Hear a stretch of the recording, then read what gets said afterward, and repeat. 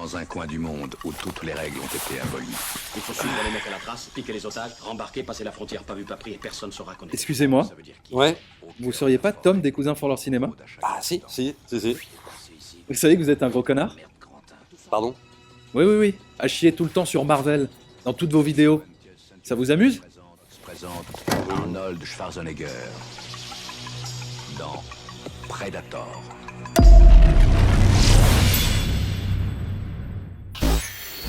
Bonjour et bienvenue sur Les Cousins font leur cinéma, et aujourd'hui on parle d'un film qui s'appelle Red Sparrow, que nous avons eu la chance de voir en avant-première en projection presse. C'est un film réalisé par Francis Lawrence, réalisateur de, je crois, 2 épisodes de la saga Hunger Games. Et également de Je suis une légende, Voilà. et de Constantine. Exactement, et donc le film est avec Jennifer Lawrence, d'ailleurs Jennifer Lawrence, Francis Lawrence. Je sais pas, Y a-t-il peut-être un un- lien de parenté, bon... Je ne sais pas, voilà, bon, non, je ne crois pas. Et donc, Red Sparrow, de quoi ça parle? Eh bien, c'est l'histoire d'une jeune danseuse étoile. Donc, le film se passe en Russie, donc une jeune danseuse étoile russe qui se retrouve contrainte et forcée à devenir une espionne pour le gouvernement russe. Elle va intégrer une sorte d'école pour devenir une espionne où elle va apprendre à se servir de son corps comme d'une arme.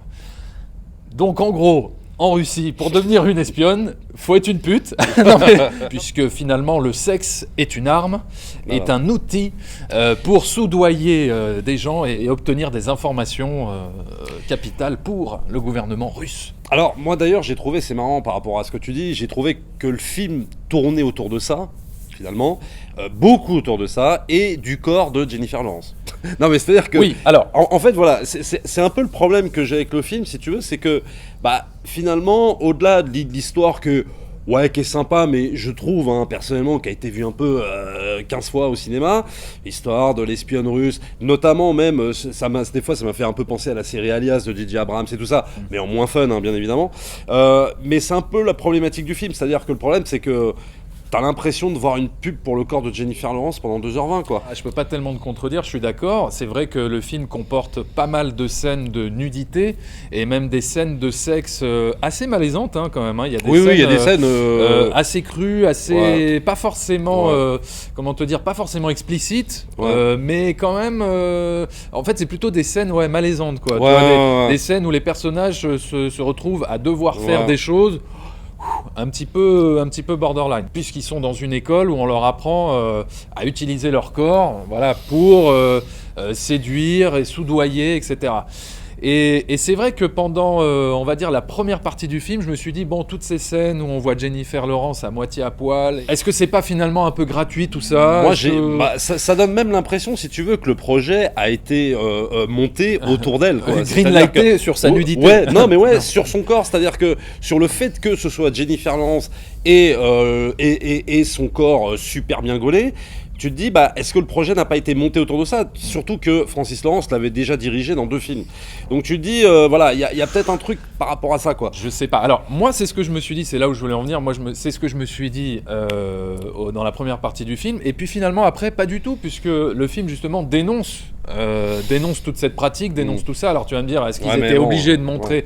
Bah, bon, ça se discute. Mais en tout cas, je trouve que la deuxième partie du film apportait une justification à toutes ces scènes de nu. C'est un peu le propos du film, et donc ils en jouent. Après, je trouve que Francis Lawrence, Voilà. il a quand même, moi, à part la mise en scène plan-plan qui m'a un peu ennuyé, il y a quand même de grosses scènes. Scènes de torture, scènes de justement de nudité où on se sert du corps de la femme pour, etc. Donc ça, c'est quand même des scènes qui sont bien foutues, qui sont quand même bien exécutées, Ouais. et c'est des moments forts qui parsèment le film comme ça pendant 2h20. Le film est trop long, hein, pour moi, hein. 2h20 pour raconter ça, voilà quoi. J'aurais pu couper facilement 20 minutes. Ce que je veux dire, c'est qu'il y a au moins 3-4 scènes comme ça qui sont fortes. On sent que Francis Lawrence, il maîtrise vraiment, tu vois, en termes de tension, de direction d'acteur et tout ça. Quand il s'agit vraiment de planter une scène forte, il est là. Ouais. Raconter une histoire, je trouve que c'est moins fort. Alors non, mais c'est vrai, c'est comme tu disais, le film est peut-être un peu trop long. Malgré tout ce que tu dis, et c'est vrai, je suis assez d'accord, mais malgré tout, moi je me suis laissé emporter par le film, parce que ce que j'ai quand même bien aimé, c'est que le film il a vraiment des accents Hitchcockiens, dans cette volonté de raconter un peu un thriller d'espionnage à l'ancienne, quoi, tu vois, à l'époque de la guerre froide. D'ailleurs, c'est assez drôle parce que le film se déroule de nos jours, À notre époque. à notre époque, mais on a pourtant l'impression que c'est un film qui se passe dans les années 60, en pleine guerre froide, etc. Et ça, j'ai plutôt bien aimé. J'ai trouvé qu'il y avait un suspense qui était plutôt bien entretenu, justement par la mise en scène de Francis Lawrence, qui en fait pas des tonnes. Ah non. Non, mais c'est assez épuré comme mise en scène, mais ça, j'ai plutôt bien aimé. Voilà, des mouvements de caméra assez lents, assez posés. On laisse planer un peu un mystère sur les personnages. On avance comme ça dans l'histoire. Alors d'ailleurs, oui, c'est ça qui est un petit peu déroutant, c'est qu'il faut peut-être attendre, peut-être une demi-heure pour comprendre les enjeux du film. C'est-à-dire qu'on te place comme ça plusieurs personnages, on te place, si tu veux, on t'introduit le personnage de Jennifer Lawrence, on t'introduit le personnage de Joel Edgerton, qui lui est du côté de l'Amérique, et on se doute que tout ça va être lié, mais est-ce que ça met peut-être pas un peu trop de temps à venir s'assembler tout ça ? Ouais, moi je trouve aussi, c'est-à-dire qu'il y a tout un flottement au début qui est un peu chiant en termes de présentation de personnages. Surtout que je trouve que, personnellement, le personnage de Jennifer Lawrence, il est pas spécialement bien foutu, bien écrit, je sais pas. Il y a quelque chose qui manque pour le rendre vraiment super attachant plus qu'il doit l'être. Pourtant, elle joue pas mal, Jennifer Lawrence, mais je trouve qu'il y a quand même des limites de jeu d'actrice en ce qui la concerne maintenant. Enfin, maintenant, moi je trouve pas. Bah, moi je vois un peu les qu'elle limites joue maintenant, très c'est-à-dire bien. qu'à part, voilà, bon, ok, je la trouve. Non, mais je la trouve pas phénoménale, si tu veux.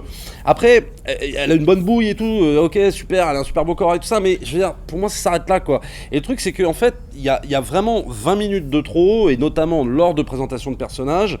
Et puis, je me dis, quelque part, les Russes, c'est bon, quoi. C'est-à-dire que moi, je suis sorti de la projo, je me suis dit, enfin, même en allant voir le film, tu vois, je me dis, bon, est-ce qu'il n'y a pas autre chose à faire que les Russes, qu'on a vu 1 milliard de fois dans le cinéma américain? Est-ce qu'il n'y a pas une autre menace quelque part?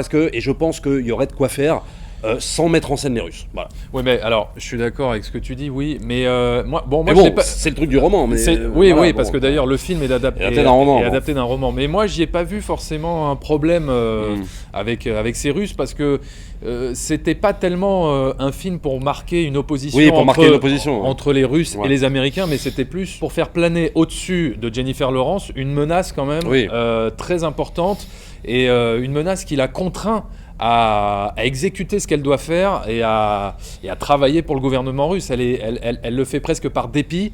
Et d'ailleurs, on se demande pendant tout le film si c'est pas un agent double, un agent triple, un agent quadruple. Enfin, il y a quand même pas mal de mystères en fait autour de la psychologie de Jennifer Lawrence. Oui, il y a ça. Mais après, quand il y a la pseudo-histoire d'amour et tout ça qui se met en place, bon, tu te doutes bien que... Ah ben non, mais justement, il y a des choses qui sont quand même très balisées, quoi. Je veux dire, notamment sur une scène de fin qu'on va pas spoiler, mais... Bon. Enfin, en tout cas, moi, je me suis laissé assez embarquer par l'histoire, même si c'est vrai que le film est un petit peu trop long. Mais franchement, j'ai été assez séduit par l'aspect, si tu veux, formel du film. Et surtout, quelque chose que j'ai vraiment adoré, c'est la musique de James Newton Howard, qui effectivement rejoint un petit peu cet esprit d'anciens films à la Hitchcock, à travers une musique très Bernard Herrmann, quoi, tu vois. Je sais pas si t'as trouvé, quoi, mais ça manquait de thème quand même, hein. Bernard Herrmann dans les films d'Hitchcock, il met du thème, il y a un thème qui revient, il y a... Oui. Oh là, ouais, mais après, bon, c'est quand même très léger, hein. Est-ce que tous les films nécessitent forcément des thèmes? Non, je dis pas ça, mais j'ai pas trouvé la musique... C'est marrant. Non, c'est pas la musique... J'ai pas trouvé ça très marquant, quoi. Ouais, bon, c'est pas la musique de Vertigo, oui, c'est sûr. Ouais. Mais bon, c'était... Enfin, moi, il y avait comme ça une empreinte de musique très classique, très à l'ancienne.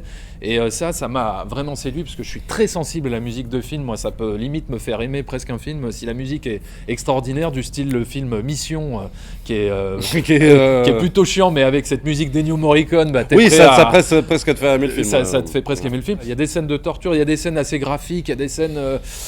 assez intenses, quoi, quand même, je trouve, qui marquent, hein, quand même, dans ce film, notamment voilà, des méthodes russes pour torturer des gens. C'est assez voilà, qui sont pas piqués de hannetons, mais assez hardcore. Ils sont assez hardcore. Alors, comment ce film a été reçu par la presse, les spectateurs du monde entier? On va tout de suite voir sur IMDb.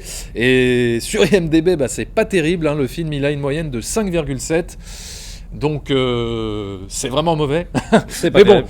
pour l'instant, le film n'a été vu qu'aux États-Unis. Je crois qu'il Ouais. n'est pas encore sorti dans tous les autres pays. Donc attendons de voir voilà, quand le film sera sorti. D'ailleurs, je crois que le film sort en France début avril. Début avril, ouais. Donc voilà. Début avril. Nous verrons à ce moment-là. Sur Allociné, il n'y a toujours pas de critique, puisque au moment où on fait la vidéo, eh bien, le film n'est pas sorti. Donc gros point d'interrogation. Et sur Rotten Tomatoes, le film il a une moyenne de 62%.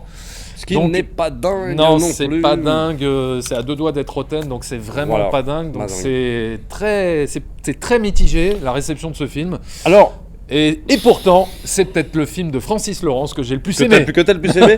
Ouais, alors moi, Parce que les Hunger Games, c'est pas ma cam. Non, moi non plus, Hunger Games, ça m'a un peu gonflé. Et à la limite, je préfère Je suis une légende.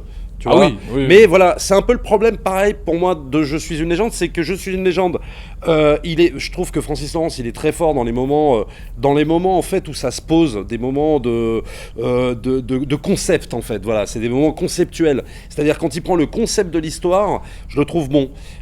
Dès qu'il veut raconter l'histoire, qu'il veut la dérouler, pour moi, ça va pas. Donc... Ah oui, donc c'est bien 10 minutes quoi. Ouais, bah oui, mais c'est ça, mais c'est pareil comme Je suis une légende. Je suis une légende, Ouais. c'est bien à certains moments, il y a des moments Non, très forts. je suis une légende, c'est bien les trois quarts du film. trois et quarts c'est du la film. C'est la fin qui était bancale. Bon, la fin hein. était bancale Sinon, ça et va. même il y a d'autres moments qui étaient pas terribles quoi. Donc moi c'est pour ça que je lui accorderai la note de 2,5 sur 5 à Red Sparrow parce que bah voilà, compte tenu de tous ses défauts, j'ai pas été vraiment très très convaincu par tout ce petit film d'espionnage qu'on a vu un petit peu pour moi 15 fois. Voilà. Bon.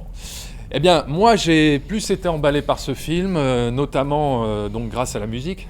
Mais bon, non, mais pas que. J'ai trouvé Jennifer Lawrence très bonne et pas qu'au sens propre. J'étais vraiment attaché, moi, à ce personnage de Jennifer Lawrence. Elle joue très bien la souffrance, Jennifer Lawrence. Je l'avais beaucoup aimée dans Mother de Darren Aronofsky, où là, bah, clairement, voilà, c'était pendant 2 heures une personne qui souffre non-stop. Et je trouve qu'elle arrive très bien à faire ressortir cet aspect-là de son jeu. Et moi, elle m'a bien embarqué. J'ai plutôt bien aimé la mise en scène, la musique, voilà. Donc c'est pour ça, bon, je vais être assez cool avec ce film. Je vais lui donner 3,5 sur 5. Voilà. N'hésitez pas à vous abonner à la chaîne, liker, commenter, partager nos vidéos en masse. D'ici là, nous, on se retrouve pour une prochaine vidéo, certainement la semaine prochaine. D'ici là, on vous dit au revoir.